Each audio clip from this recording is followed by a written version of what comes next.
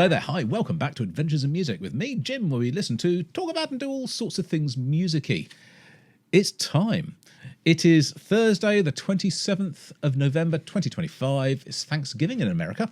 It is not something that is recognised or celebrated here in the UK, or anywhere else for that matter, I don't think. It is purely an American thing. And as such, it kind of is a little bit meaningless. But I am very, very grateful and aware of the amount of people who are subscribers to this channel. In fact, the majority of the people who listen to, talk to, react to my videos, to make comments, interact with it, are from America, from the USA. So I want to say a heartfelt thank you for being here for the last year, for sharing in this journey, and for just showing up, you know. I don't care where you're from, what your race is, what your colour is, what your religion is, what your sexual orientation is. I don't care about any of it at all. It does not matter. We are here to enjoy music and to share in that most human of things, which is enjoyment of being in the moment when you're listening to some music. So I want to say thank you, which I think I probably just have.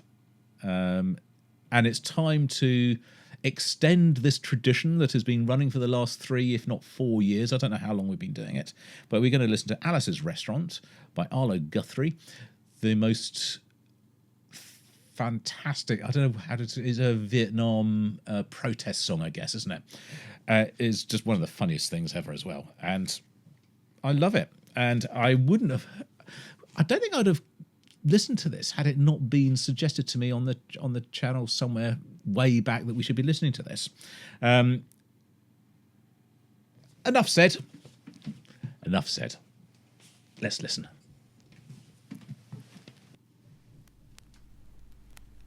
There we go. I've not listened to this since last year. Boom, boom, boom.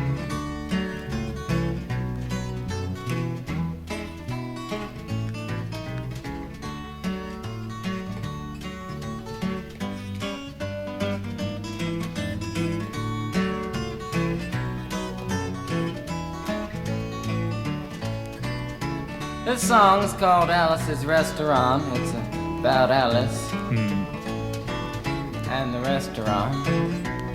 But Alice's Restaurant is not the name of the restaurant, that's just the name of the song. And that's why I call the song Alice's Restaurant.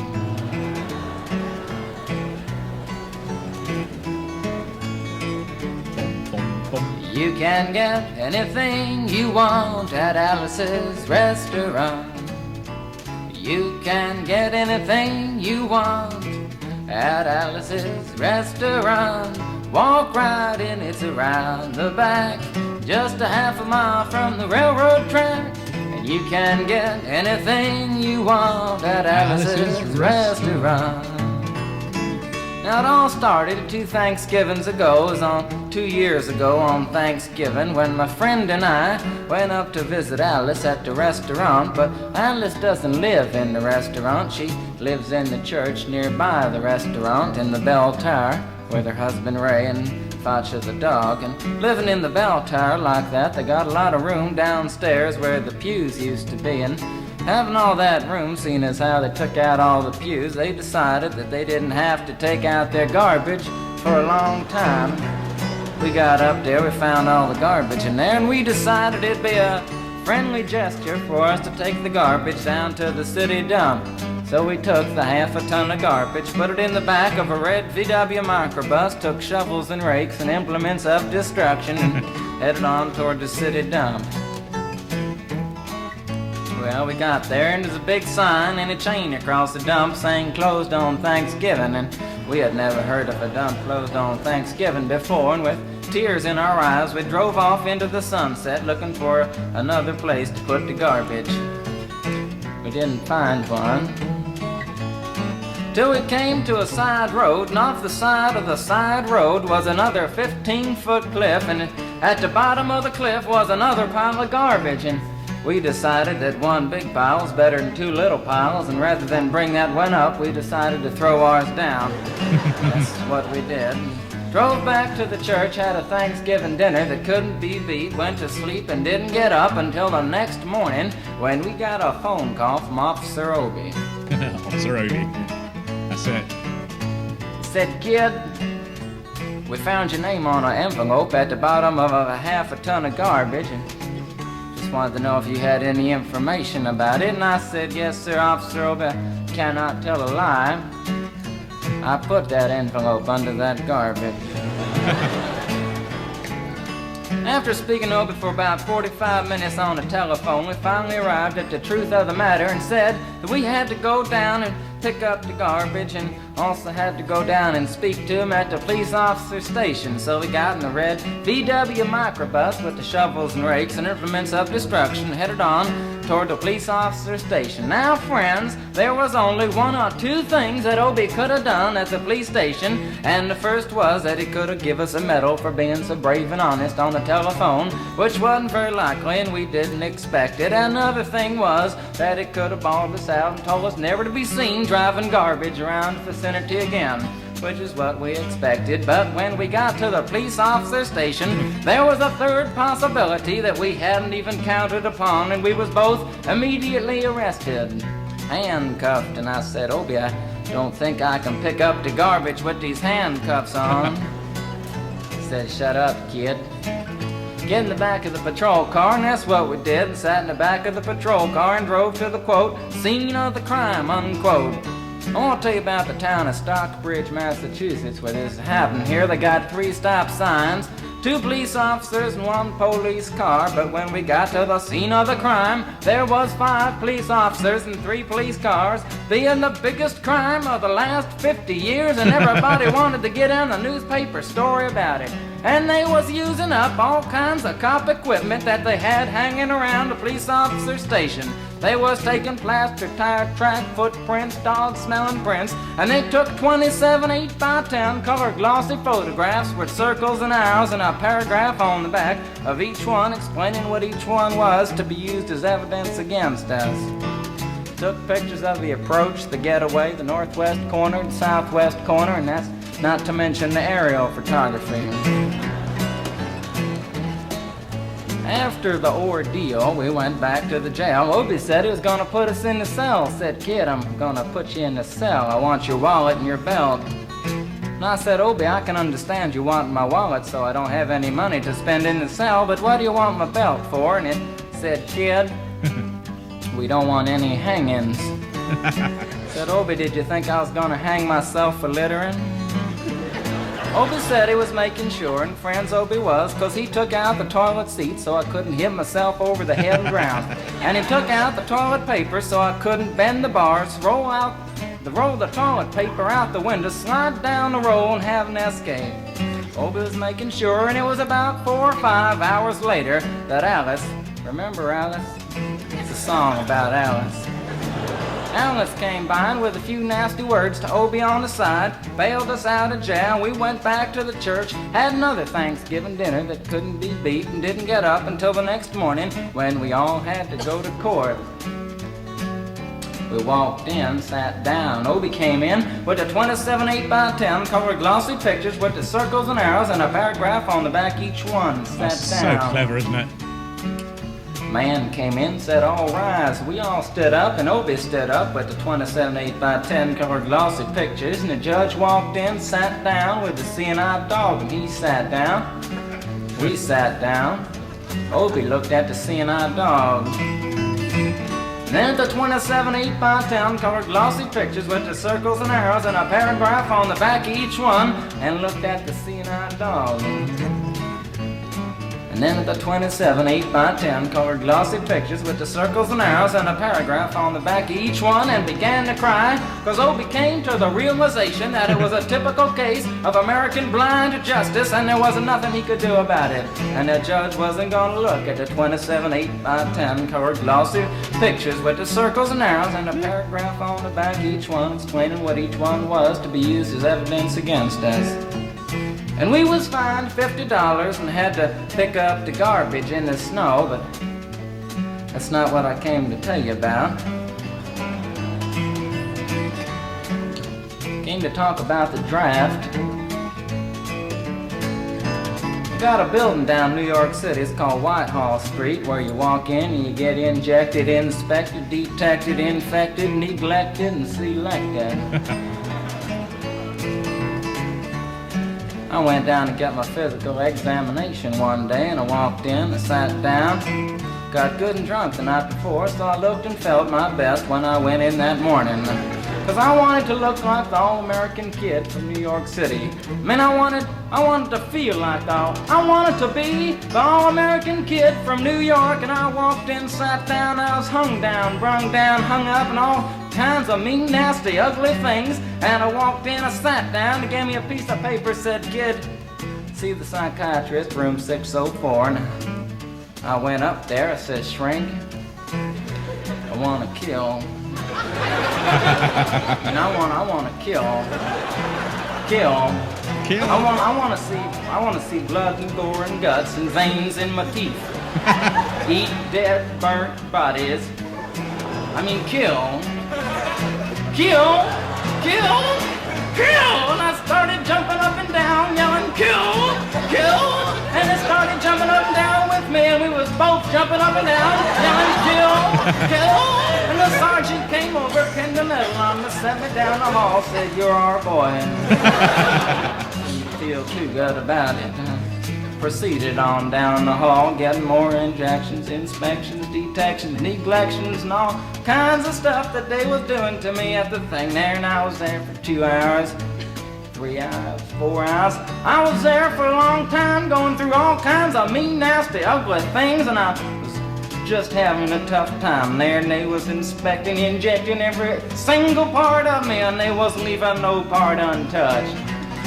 Proceeded through, and when finally came to see the very last man, I walked in, sat down after a whole big thing there, and I walked up and said, what do you want? He said, kid, we only got one question.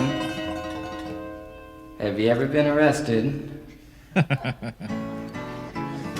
I proceeded to tell him the story of Alice's Restaurant Massacre with full orchestration and 5-part harmony and stuff like that, and then other phenomena. Stopped me right there and said, kid, did you ever go to court? I proceeded to tell him the story of the 27 8x10 colored glossy pictures with the circles and arrows and a paragraph on the back of each one. And stopped me right there and said, kid, I want you to go over and sit down on that bench that says Group W. Now, kid.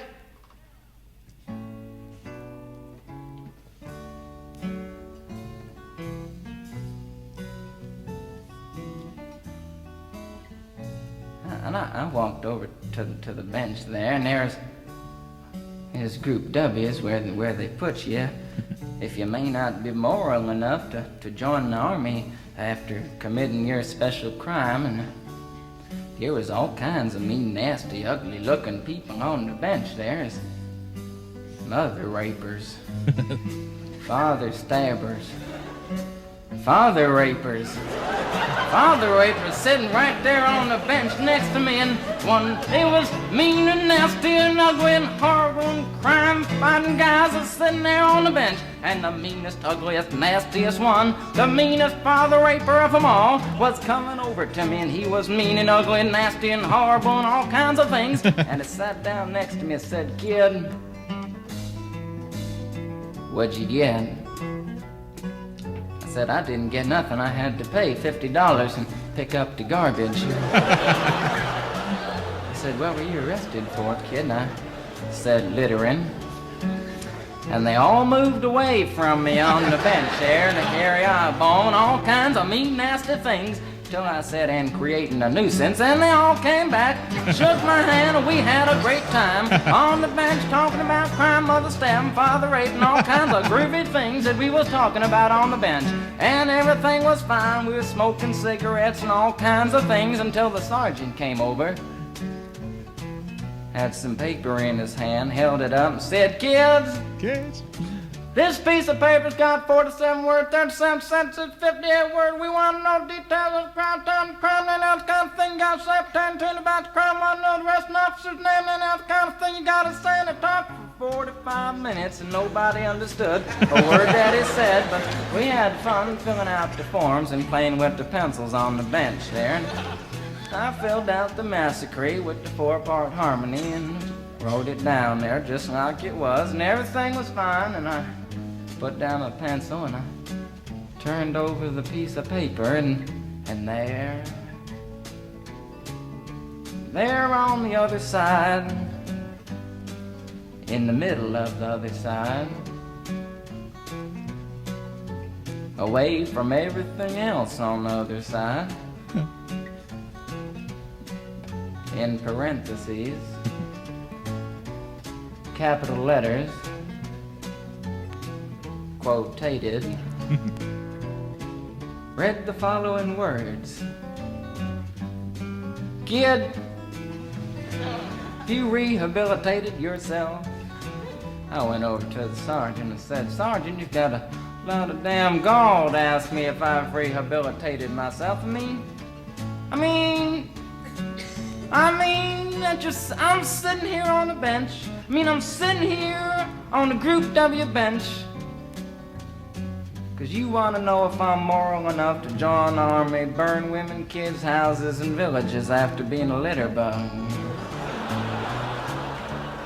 He looked at me and said, Kid, you don't like your kind. And we're gonna send your fingerprints off to Washington, and friends, somewhere in Washington, enshrined in some little folder, is a study in black and white of my fingerprints. And the only reason I'm singing you the song now is because you may know somebody in a similar situation.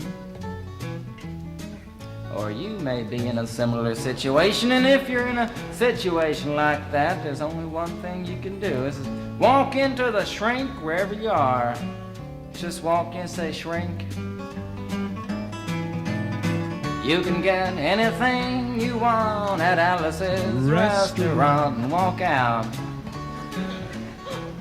You know, if just one person does it, they may think he's really sick and they won't take him. And if two people do it in harmony, they think they're both faggots and they won't take either of them. And if 3 people do it, can you imagine 3 people walking in, singing a bar, Alice's restaurant, and walking out? They may think it's an organization. And can you imagine 50 people a day? I said 50 people a day walking in, singing a bar, Alice's restaurant, and walking out. And friends, they may think it's a movement. And that's what it is. The Alice's Restaurant Anti-Massacre movement. And all you gotta do to join is to sing it the next time it comes around on the guitar. With feeling. So we'll wait till it comes around on the guitar here. Sing it when it does.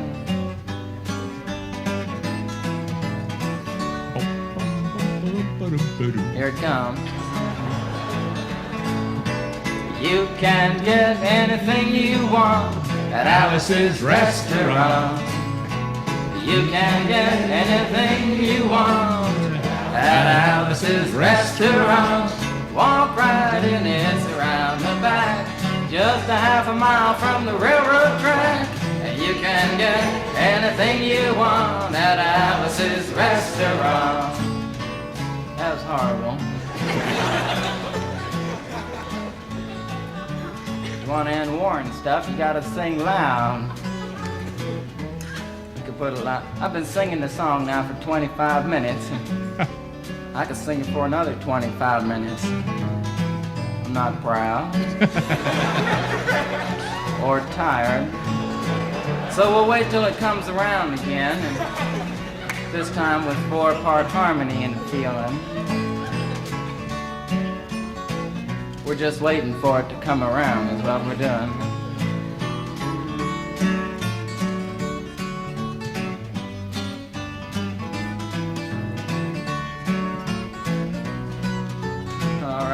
we go.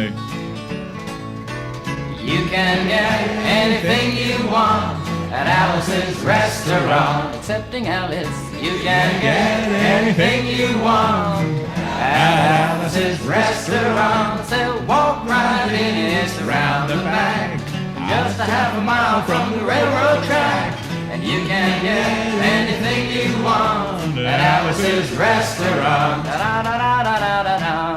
At Alice's restaurant.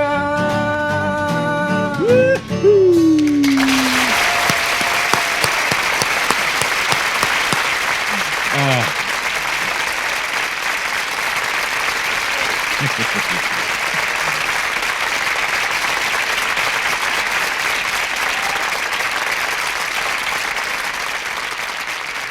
Right.